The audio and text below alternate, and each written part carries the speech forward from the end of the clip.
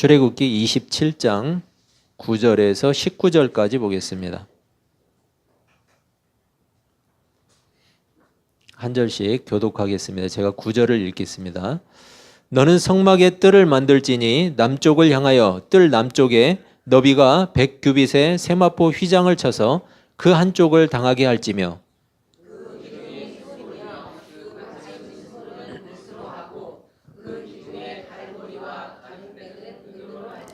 그 북쪽에는 너비가 100규빗의 포장을 치되 이 기둥이 스물이며 그 기둥의 받침 스물은 노스로 하고 그 기둥의 갈고리와 가름대는 은으로 할지며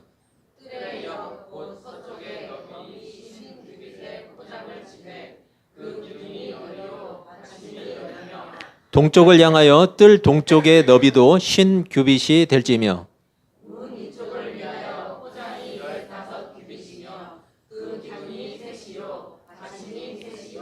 문 저쪽을 위하여도 포장이 15규빗이며 그 기둥이 셋이요 받침이 셋이며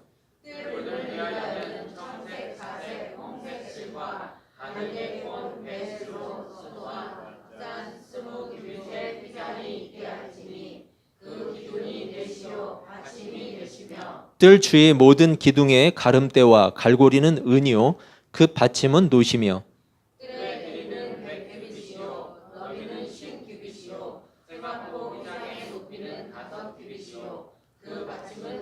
같이 읽습니다. 성막에서 쓰는 모든 기구와 그 말뚝과 뜰의 포장 말뚝을 다 노스로 할지니라. 아멘. 잠시 기도하겠습니다. 하나님 아버지, 이 시간 하나님의 말씀을 듣습니다. 하나님의 말씀으로 받아들이게 하시고 그 말씀에 순종하게 하시고 또 하나님의 말씀으로 인해 힘을 얻게 하시며 하나님의 말씀으로 이 한 주간을 승리할 수 있는 복된 믿음의 백성들 되게 하여 주시옵소서. 하나님, 우리가 한 주 동안 살았던 모든 삶의 자리들, 이제 지나간 시간들을 내려놓고 하나님 안에서 더욱 새로운 믿음으로 거듭나게 하시며 바뀌어지게 하시며 하나님 앞에 다듬어질 수 있는 복된 믿음의 백성들로 세워지게 하여 주시옵소서. 함께 예배하지 못하는 백성들을 기억하시고 그들 가운데도 동일한 은혜를 주시며 동일한 치유의 역사가 일어날 수 있도록 주님 역사하여 주시옵소서. 예수님의 이름으로 기도합니다. 아멘. 여러분 반갑습니다. 네, 인사 한번 하시죠. 같이. 네, 앞뒤 보시면서 반갑습니다. 여러분, 지금 우리가 살고 있는 이 세상, 이 세상을 속도로 표시해 본다면 얼마나 될 것 같아요? 속도로 표시한다면. KTX가 최고 시속이 몇 킬로인지 아세요? 예, 300km 정도 돼요. 시속 300km. 예. 중부고속도로 최고 속도가 110km니까 자동차가 물론 이제 110을 다 지키는 사람은 없죠. 예, 지켜야 되는데 그 이상 달리는 사람들도 있는데 300km면 굉장히 빠르죠. 여러분, 비행기는 몇 킬로로 날아갈 것 같으세요? 비행기 시속으로 따지면 800에서 1000km 정도 날아간대요. 대단하죠. 그 쇳덩어리가 그렇게 빨리 날아가게. 여러분, 벌써 이것만 봐도 속도가 미치는 영향이 대단히 크죠. 그렇죠, 여러분? 교통수단, 운송수단, 교통수단과 운송수단이 바뀌면 세상도 변하게 돼 있어요. 5G라는 말을 요즘에 자주 듣죠. 못 듣는 분도 계시는 모양인데 5G가 뭔가 별로 느낌이 안 오죠. 도대체 왜 5G가 그렇게 계속해서 광고에 나오고 또 TV에서 말할까?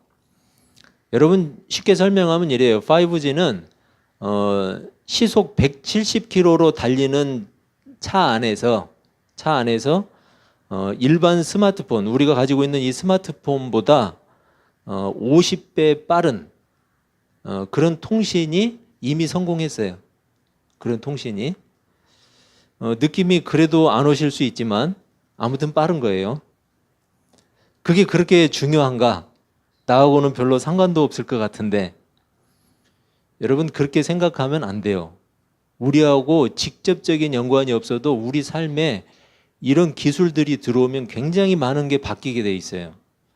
그러면 내가 직접 그 영향을 받지 않을지라도 세상이 바뀌고 또 사회가 바뀌면 나도 그 영향 속에서 살아가게 돼요. 지금 속도 이야기를 하고 있어요, 여러분. 지금까지 그래왔듯이 기술이 발전하면 우리 주변에 많은 것들이 그 영향을 받아요. 그래서 더 발전되고 변화돼요. 그리고 우리 삶의 모양도 많이 달라져요. 생각해 보세요. 여러분이 예전에 쓰던 가전제품하고 지금 쓰는 가전제품하고 굉장히 많이 다르죠. 네.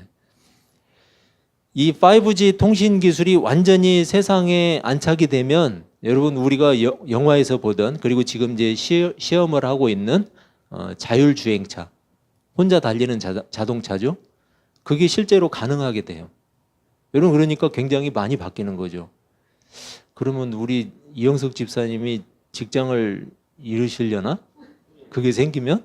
그죠? 그건 생기면 안 될 것 같은데. 그러니까 이렇게 직접적이진 않지만 간접적으로라도 영향이 오게 돼 있어요.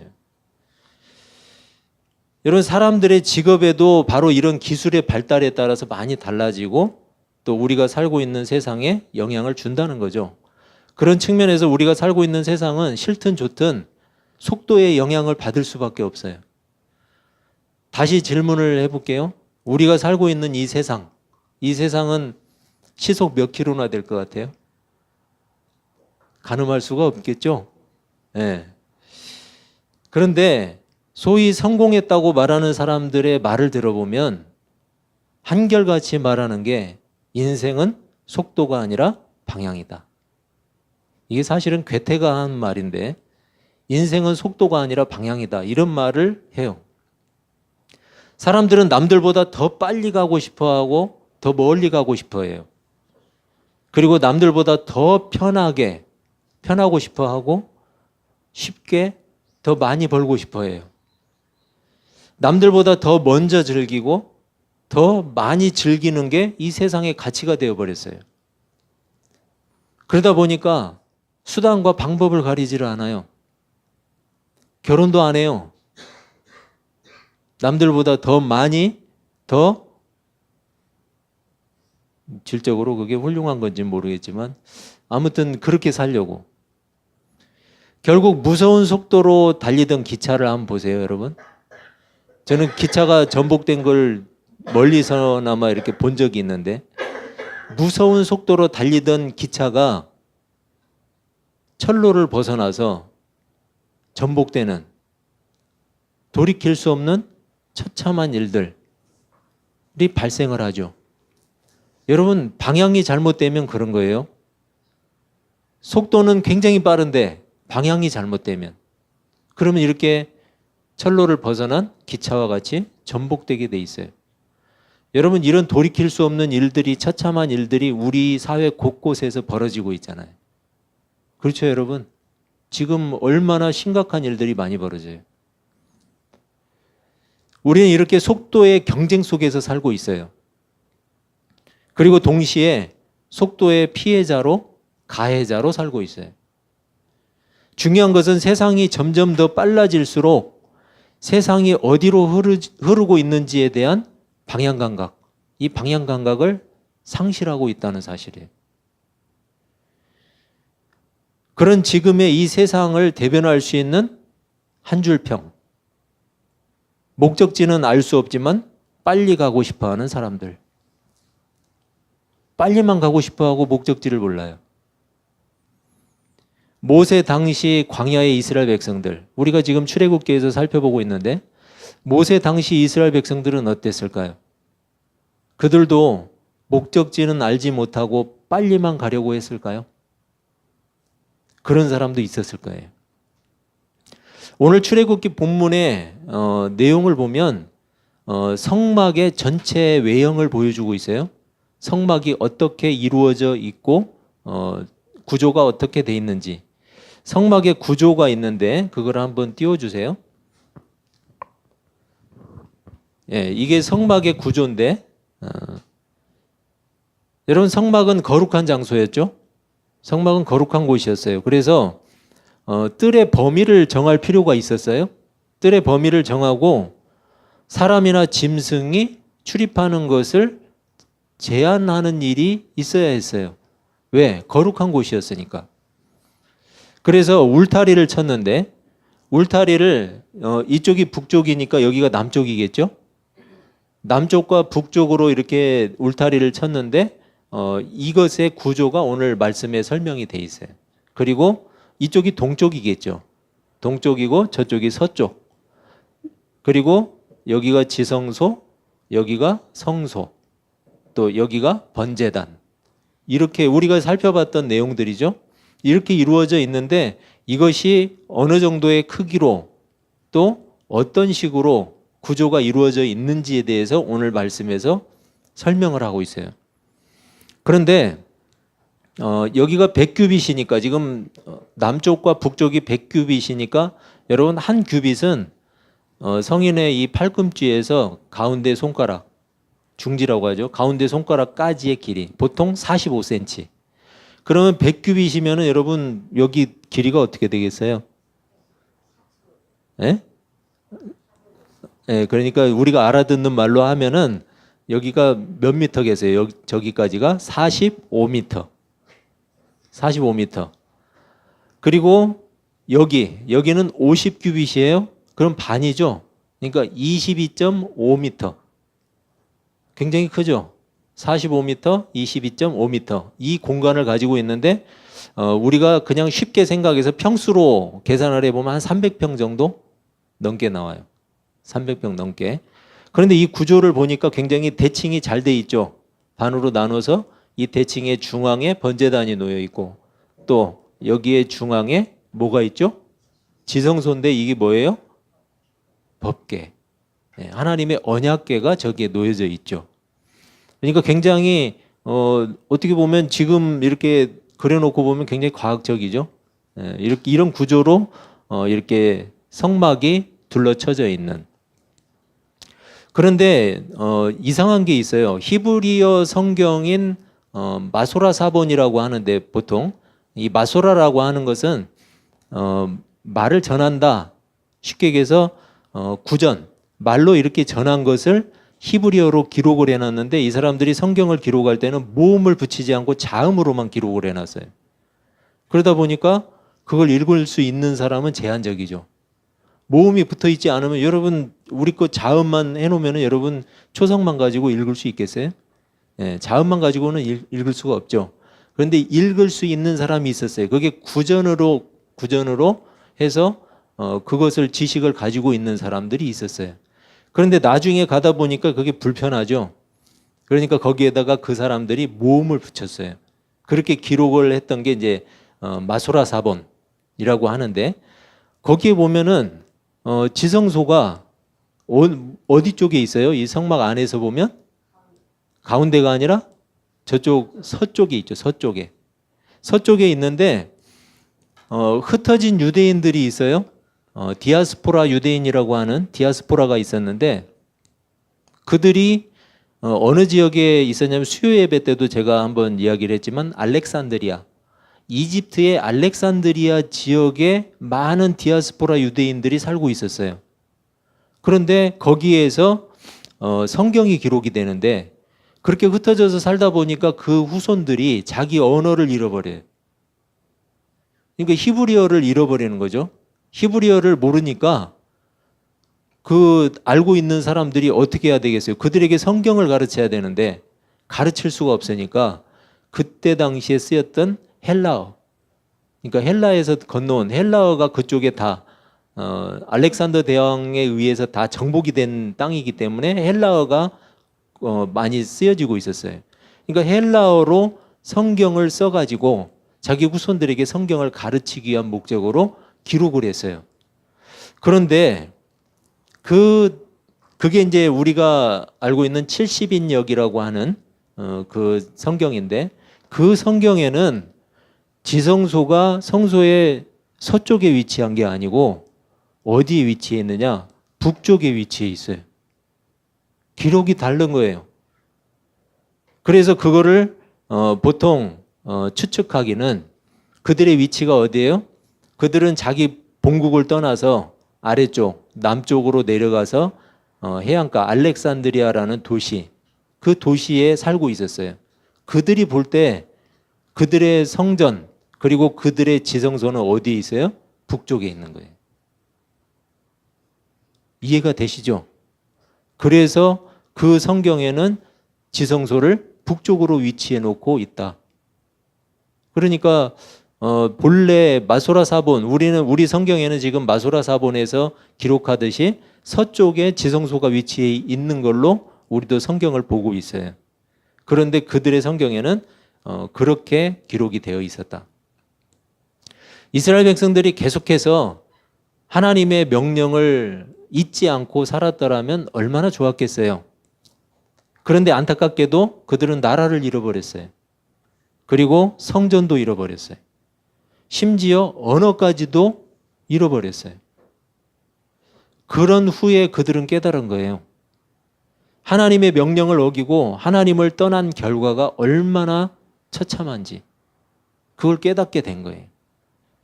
이스라엘 백성들은 비로소 알게 됐어요. 속도보다 중요한 것이 바로 방향이다. 사람들이 하나님을 떠나는 이유는 간단해요. 하나님을 믿는 일이 더 손해라고 생각하기 때문이에요. 만약에 하나님 믿는 일이 모든 면에서 이익이라고 생각이 된다면 여러분 볼 것도 없어요. 사람들은 교회에 미어터지게 들어올 거예요. 하나님 믿는 것이 모든 면에서 다 이익이라면. 교회를 다니는데도 별다른 유익이 없다고 판단되면 사람들은 어떻게 하는 줄 아세요? 하나님과 세상을 저울질해요. 하지만 유익이 없을 뿐만 아니라 하나님 믿는 일이 대체적으로 손해를 보는 일이라는 확신이 드는 순간에 사람들은 더 이상 저울질하지 않아요. 그럴 필요가 없잖아요. 너무 명확한 거예요. 그냥 내가 필요할 때 언제든지 하나님을 찾으면 된다고 생각해요. 사람들은 신앙에 어떤 유익이 있는지, 하나님을 믿으면 얼마나 좋은 것들을 얻을 수 있는지, 즉 속도에 대한 관심과 욕심은 차고 넘쳐요. 그래서 교회에 와서도 지켜보는 거고 저울질하는 거예요. 도대체 신앙에 어떤 유익이 있을까? 하나님을 믿으면 얼마나 좋은 것들이 나에게 주어질까? 그래서 그 속도에 대한 관심이 아주 높아요. 하지만 방향에 대한 관심은 전혀 없어요. 자신이 어디를 향해서 가고 있는지, 세상은 어디로 흘러가고 있는지, 사람들은 어디로 흘러가고자 하는지, 그래서 과연 나는 어디를 향해야 하는지, 그것에 대한 사색과 고민이 전혀 없어요.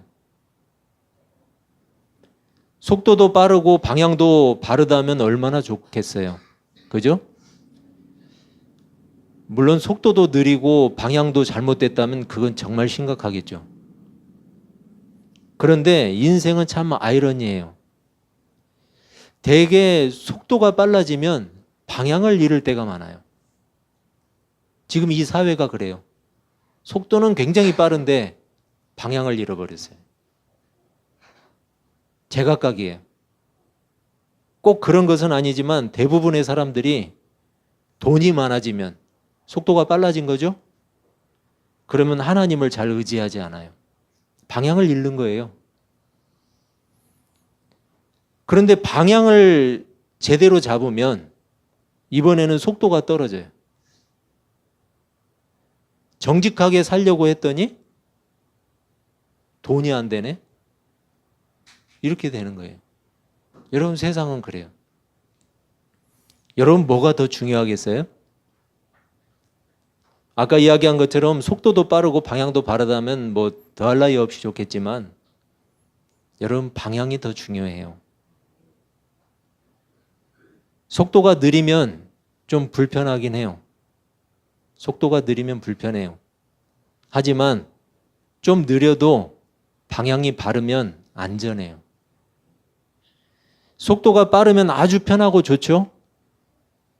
그런데 방향이 맞지 않으면 그것은 빠를수록 위험해요. 방향이 맞지 않으면. 그래서 우리 신앙에도 가장 중요한 것은 방향이에요.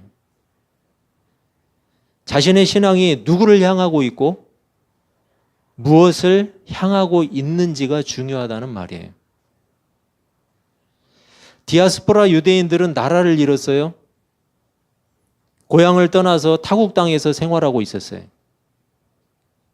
언어도 잃어버렸고 이제는 성경을 헬라어로 번역해야만 했어요. 그래야 자신의 후손들에게 성경을 가르칠 수 있었고 하나님을 가르칠 수가 있었어요. 그렇게라도 하나님을 섬기는 하나님의 백성임을 꼭 전해야 했어요. 그들은 절박한 심정으로. 왜? 자신들이 경험했으니까. 그래서 그들의 성전이 있는 곳, 하나님의 임재를 알리는 지성소가 어느 방향에 있는지를 번역된 헬라어 70인역에서 그렇게 북쪽에 기록을 하고 있는 거예요.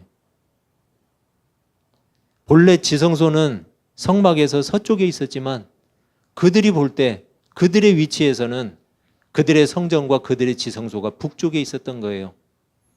그 방향을 잃지 말라고 후손들에게 가르치고 싶었어요. 그들은 자신의 후손들에게 그 방향을 알리고 있는 것이고 비록 타국 땅에서 유리하듯이 살고 있었지만 자신의 후손들이 하나님을 섬겨야 하고 하나님을 예배하는 하나님의 백성이라는 사실만큼은 가르쳐주고 싶었던 거예요. 제가 전에도 한번 보여드린 적이 있는 사진이 하나 있는데 한번 띄워줘 보세요. 제가 전에 한번 보여드린 적이 있는데 카타르 항공을 타면 꼭 이 화면이 떠 있어요.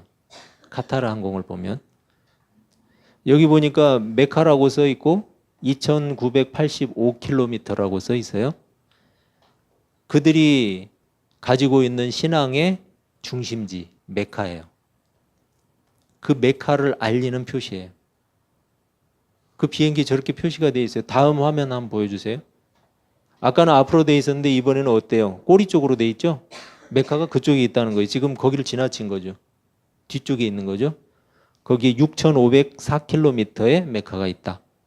왜요? 그들은 그 방향을 향해서 기도해요.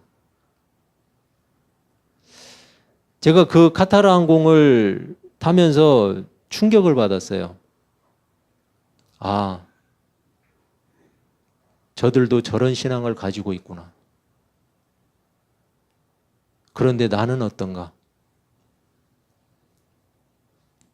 부끄러웠어요.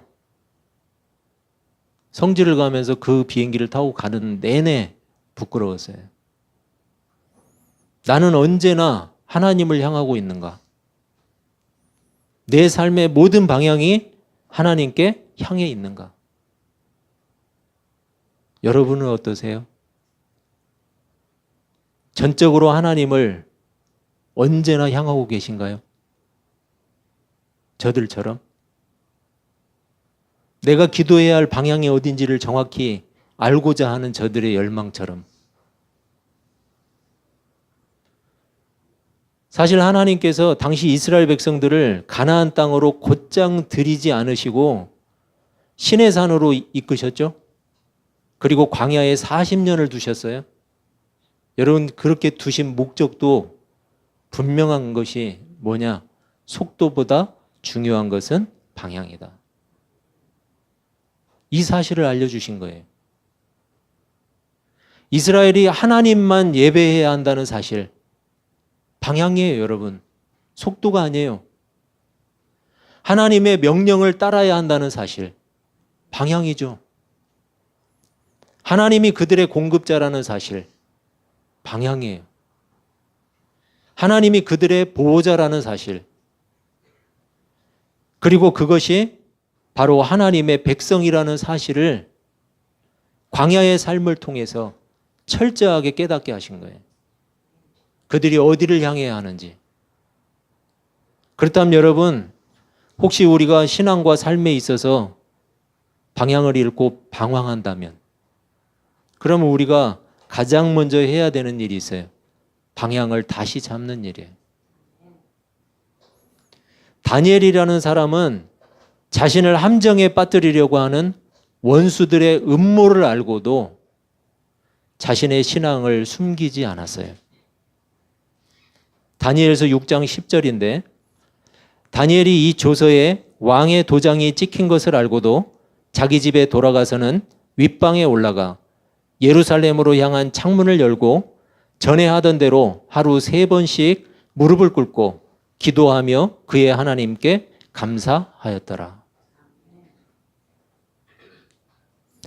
간신들의 음모로 인해서 앞으로 30일 동안은 다리오 왕 외에 다른 신이나 사람에게 기도하는 사람, 그 사람은 사자굴에 넣겠다는 왕의 조서가, 왕의 도장이 찍힌 문서가 법으로 공포됐어요. 그런데 다니엘을 보세요. 그거하고 전혀 관계없어요. 관계없이 자신이 섬기는 하나님께 변함없이 기도를 드렸어요. 어디를 향해서요? 자신의 신앙의 방향, 예루살렘을 향해서. 신앙의 방향을 잃지 않은 거예요. 우리가 예배하는 이 시간, 여러분 방향을 잡는 시간이에요. 지난 한 주간 나는 누구를 예배하며 살았는가? 지난 한 주간 나는 과연 어디를 향해서 가고 있었는가? 그렇다면 이제 새로운 한 주간 나는 또 누구를 예배하면서 살 것인가? 그리고 어디를 향하며 살아갈 것인가? 이것에 대한 신앙의 방향을 결정하는 시간이에요. 여러분, 그게 주일 예배예요. 다니엘을 사자굴에서 구해주셨던 것처럼 자신을 지켜주시기를 구하는 기도가 필요 없는 건 아니에요. 그 기도도 필요하겠지만 그것보다는 어떤 순간에도 자신의 신앙을 타협하지 않고 신앙의 방향을 제대로 유지할 수 있기를 구하는 기도, 여러분 이 기도가 훨씬 더 지혜롭고 훨씬 더 품이 있는 기도예요. 하나님의 말씀은 나침반과 같아요. 나침반. 삶의 기준이고 삶의 방향이에요. 하나님의 말씀으로 기준과 방향을 잡은 이 예배의 중심을 결단코 잃지 않는, 그래서 언제나 우리 신앙과 삶의 방향이 하나님이 될 수 있는, 그렇게 우리 모두가 우리 삶의 방향, 우리 신앙의 방향이 하나님이 되시기를 주님의 이름으로 축복합니다. 기도하겠습니다.